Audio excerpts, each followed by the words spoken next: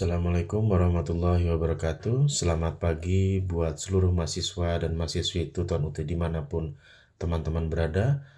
Berjumpa kembali dalam sesi 2 untuk mata kuliah Bank dan Non-Lembaga Keuangan Non-Bank dengan kode EKSI 4205. Pada sesi kedua kali ini kita akan membahas dua hal pokok. Yang pertama yaitu mengenai klasifikasi dan jenis lembaga keuangan bank dan non-perbankan, serta definisi dari bank dan lembaga keuangan non-perbankan, serta inovasi keuangan apa saja yang sudah dilakukan.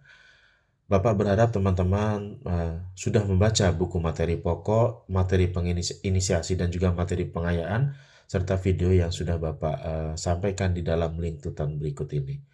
Bapak juga mengharapkan teman-teman untuk aktif berdiskusi di dalam forum diskusi dan menyampaikan tanggapan berdasarkan pemahaman dari materi yang sudah Bapak sampaikan. Teman-teman juga diharapkan untuk selalu mengupdate materi dengan cara belajar dari sumber-sumber lain yang bisa menambah pengetahuan teman-teman semua.